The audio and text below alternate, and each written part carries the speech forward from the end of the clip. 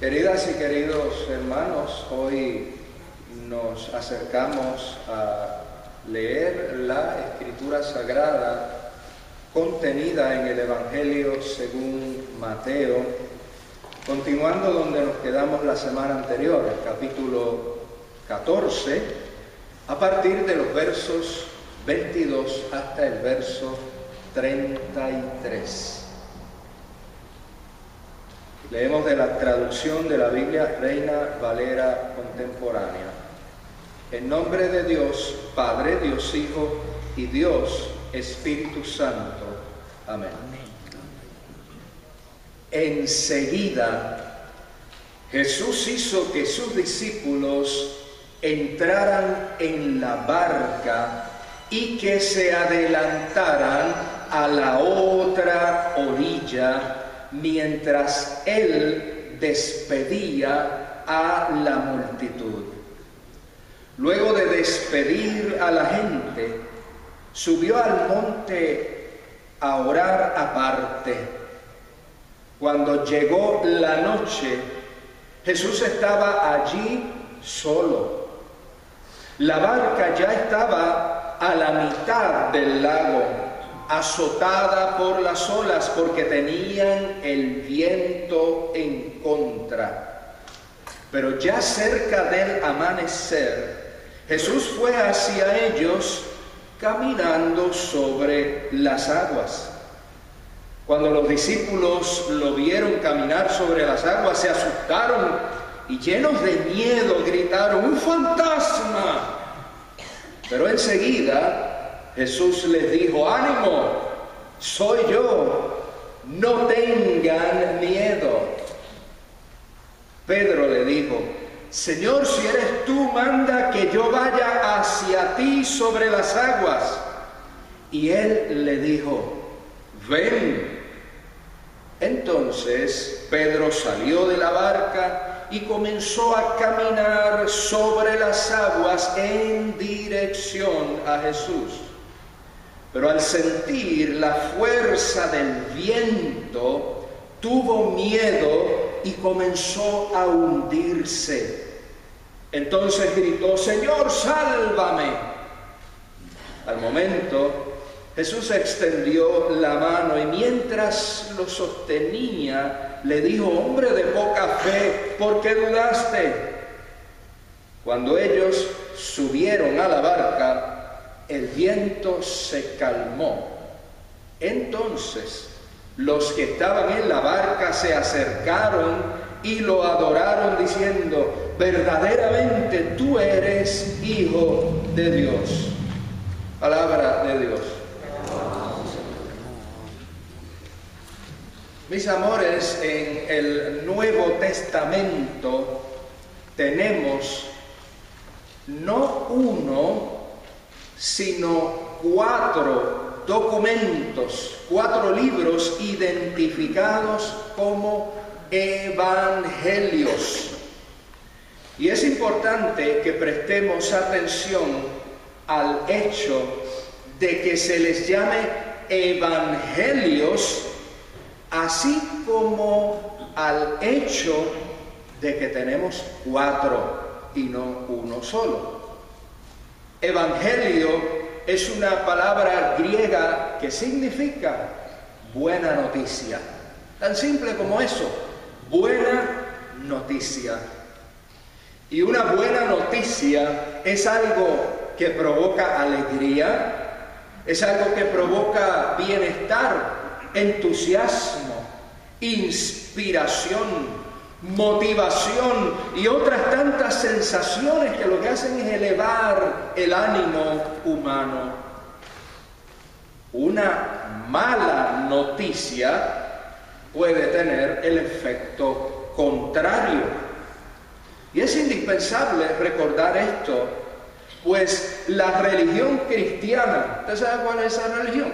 La religión cristiana, ¿verdad? Que usted y yo decimos que somos parte de ella, eso es la religión cristiana. La religión cristiana se trata precisamente de una buena noticia. Buena noticia, con todo el efecto que la buena noticia puede tener.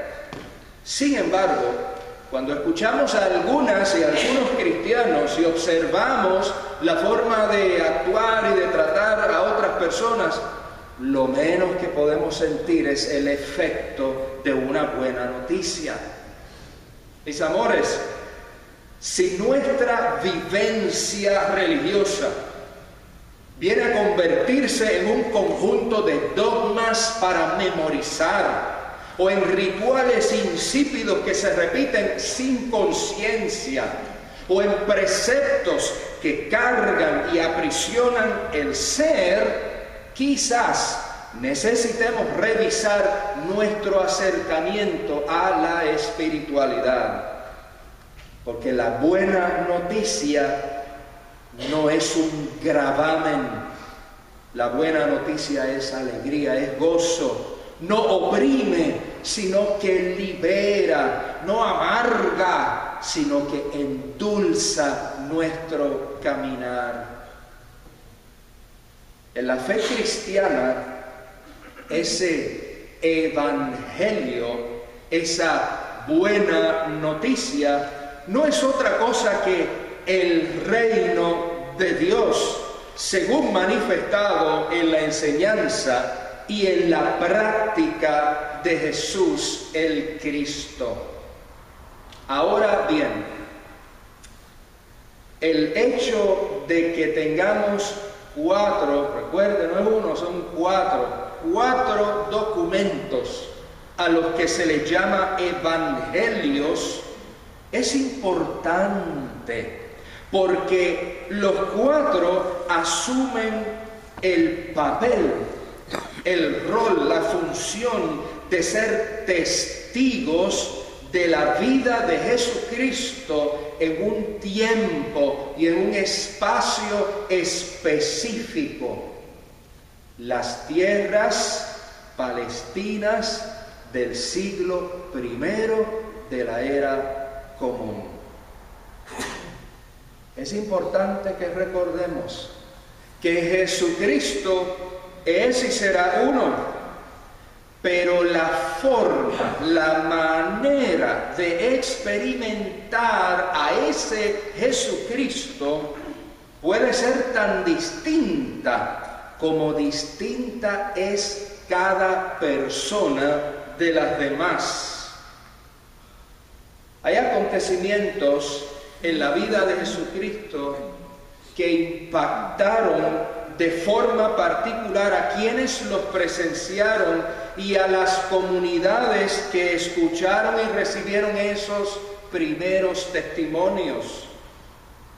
Uno de esos acontecimientos lo encontramos narrado en 3 de los 4 evangelios. Y eso le debe dar a usted y a mí una idea de que fue un acontecimiento que impactó grandemente. Lo encontramos en 3 de esos 4 evangelios. Y ese acontecimiento fue la ocasión en la que Jesús fue visto caminando sobre las aguas del lago de Galilea. Los evangelios de Marcos y Juan cuentan que una noche los discípulos de Jesús estaban en una embarcación, y no estamos hablando de uno de los grandes cruceros que se estacionan aquí en el puerto nuestro, el de Miami. Una embarcación, posiblemente un barquito pequeñito, y estaban siendo azotados por fuerte viento, y en medio de todo eso ellos ven a Jesús caminando por encima del agua. Y ante tal fenómeno se asustaron, pero Jesús les ofreció palabras de aliento y luego se montó con ellos en la embarcación y el viento se calmó. La narración en el Evangelio según Mateo, que es el que leímos hoy, en eso es similar a la de Marcos y Juan, pero añade un elemento que no vamos a encontrar en las otras narraciones. Pedro también caminó sobre las aguas. Al leer esta narración, que si usted lleva varios años y mucho tiempo en la iglesia cristiana, usted la habrá leído y la habrá escuchado 1000 veces, hoy es la 1001. Muchos predicadores tienden a juzgar a Pedro por su poca fe. Y suelen interpretar las palabras de Jesús allí en el texto como un reclamo o como un regaño. Sin embargo, quiero llamar nuestra atención a lo siguiente. Cuando cuenta el encuentro final de los discípulos con el Señor resucitado, ¿verdad? Después de la muerte y la resurrección de Jesús, el Evangelio según Mateo nos indica que estando allí frente al resucitado, algunos dudaban. Y usa exactamente la misma expresión que encontramos ahora en el capítulo 14. Y fíjese usted lo siguiente, a esos mismos que el capítulo 28 nos dice que estando frente al resucitado dudaban, a esos mismos el Señor les encargó ir y hacer discípulos a todas las naciones. A los que dudaban les dio ese encargo.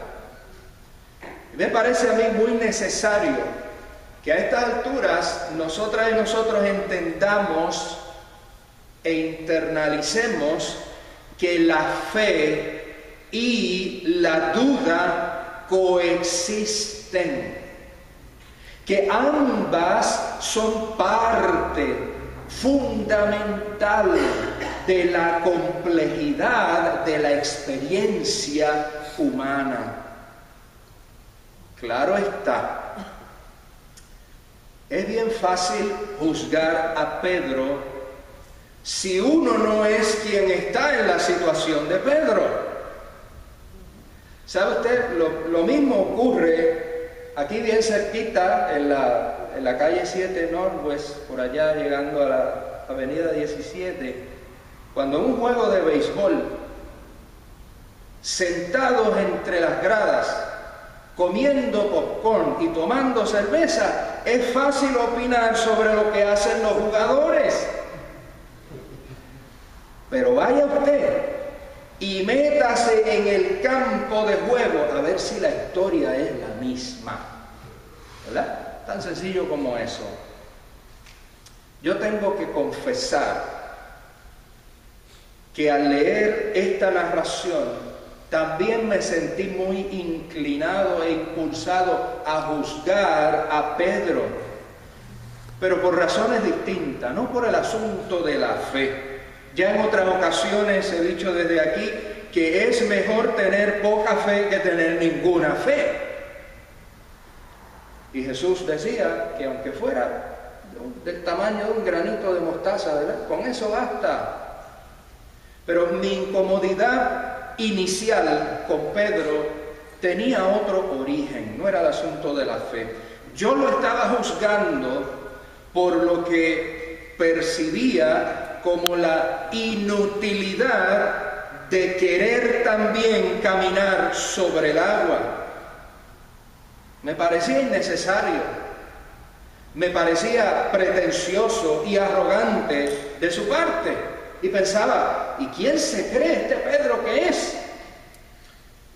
Pero leyendo y releyendo y rebuscando la narración, me percaté de dos expresiones contenidas en los versos 28 y verso 29 de ese capítulo 14 de Mateo. Lo leo. Pedro le dijo: Señor, si eres tú, manda que yo vaya hacia ti sobre las aguas. Y él le dijo: ven. Entonces Pedro salió de la barca y comenzó a caminar sobre las aguas en dirección a Jesús. A lo mejor no lo hemos visto todavía, pero observe lo siguiente. Manda, dice Pedro, que yo vaya, ¿a dónde? Hacia ti. ¿Lo ve ahora? Manda que yo vaya hacia ti. El interés de Pedro no es lucirse, ni pavonearse, ni alardear de que él también camine sobre las aguas. Su deseo, a la luz del texto, es llegar hasta donde el Señor. Caminar, como dice el texto, en dirección a Jesús. Simplemente Pedro quería estar con Jesús. Y si para caminar en dirección a Jesús había que hacerlo sobre las aguas turbulentas y alborotadas, so be it. Pero juzgando a Pedro, como lo estaba juzgando en estos días, nuevamente me percato de que Pedro soy yo también. Y Pedro eres tú. Nosotros somos Pedro.